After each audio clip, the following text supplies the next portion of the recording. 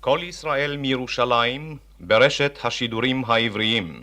דובר צה"ל מודיע, היום לפני הצהריים פרץ צה"ל לעיר העתיקה של ירושלים.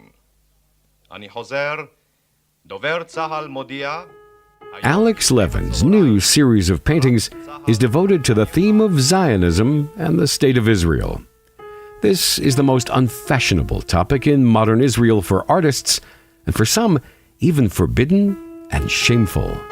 But Alex Levin never followed fashion trends, an attitude that had often led to serious issues with the politically correct establishment, like the incident with the absence of mosque on the Temple Mount.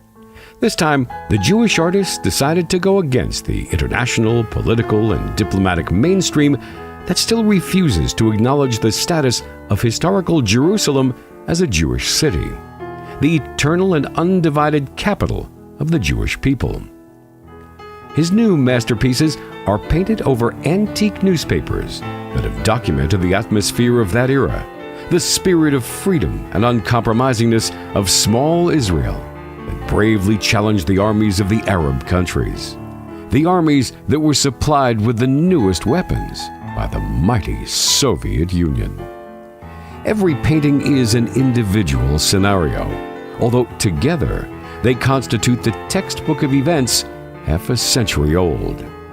For example, the painting The Victory of 1967 includes an excerpt from the newspaper Ma'ariv, with an article on the losses of the Arab Legion, the main fighting force of the Army of Jordan.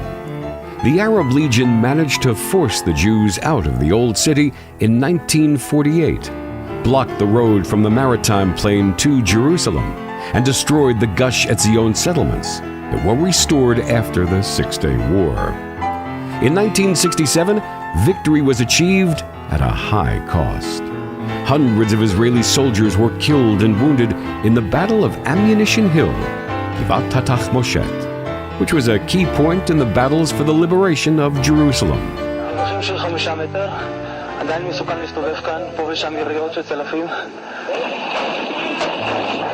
עדיין יורים עלינו. הטנקים הישראלים עומדים בפתח העיר העתיקה קדימה בתוך שער האריות. מפקדי הגדודים, אנחנו יושבים על הרכב שצופה לעיר העתיקה, ועוד מעט אנחנו עומדים להיכנס אליה.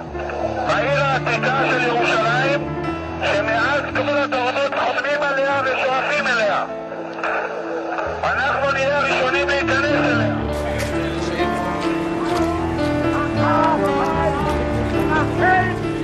ברגע זה אנו עוברים את שער האריות. אנחנו בתוך העיר העתיקה. But this war was not the last. The painting Year of 1973 reminds us of the heavy losses of the Israeli Defense Army in the war that began on Yom Kippur. Exactly on this day in 1941, Hitler's forces began massacres at Babi Yar in Kiev, the city from which Alex had repatriated with his parents and brothers. At the center of the painting of the Yom Kippur War is soldier boots. The background is a newspaper article about heavy fighting in the Suez Canal area. You can find the similarity of this picture with the canvas of Alex dedicated to the Holocaust, but they do have a fundamental difference.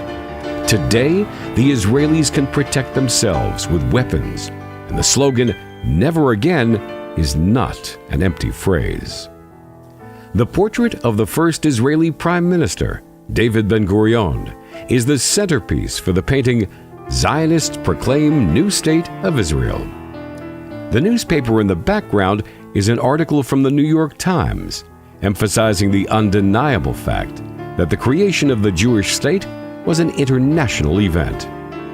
Only a few weeks prior to the retreat of the British Army from mandated Palestine, President Truman, leader of an all-powerful nuclear country, provided Ben-Gurion with an ultimatum, demanding not to proclaim the Jewish state mid-May, due to the complex international situation.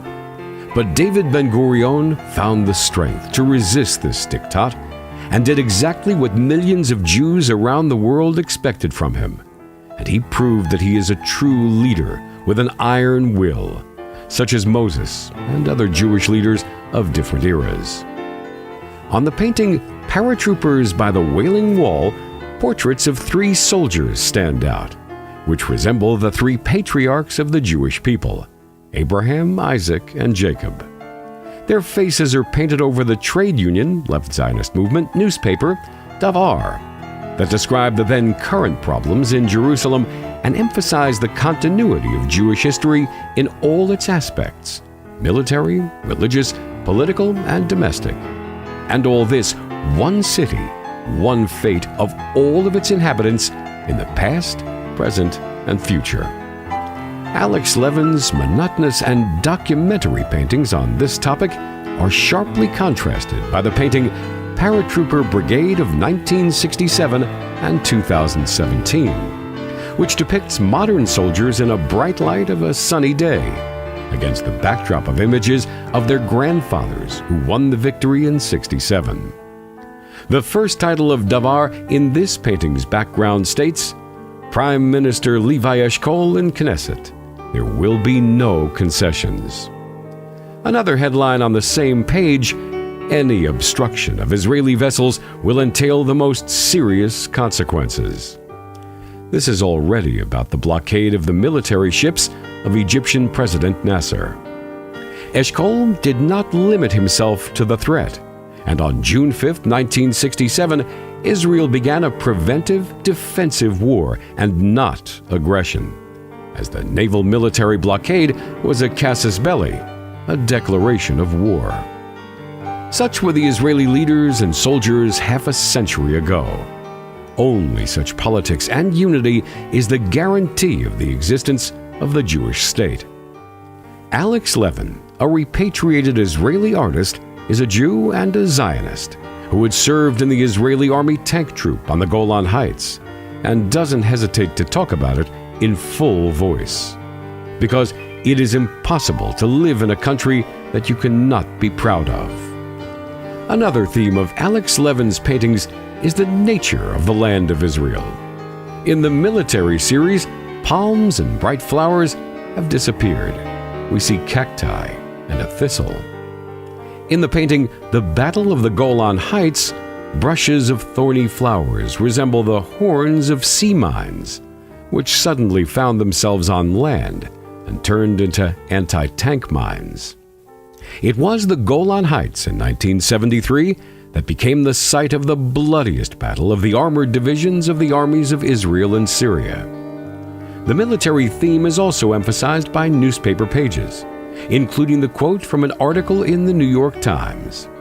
It's dedicated to the war for independence of Israel in 1948 and the appointment of the great chemist Chaim Weizmann as the first president of the Jewish state. Bright colors and a discreet color palette are what makes Alex Levin's painting Tzabar so unique. Tzabar is the Hebrew word for cactus, as well as for Israelis native of the country. Cactuses seem to sprout through newspaper articles with maps of Eretz Israel, including those that do not correspond with the current borders of the State of Israel. But the artist sees, in his own way, both the history and modernity of the Jewish state, which he has repeatedly proved while painting the Temple Mount in Jerusalem. Alex sees all this, first and foremost, from the Torah's point of view, the Book of Eternity.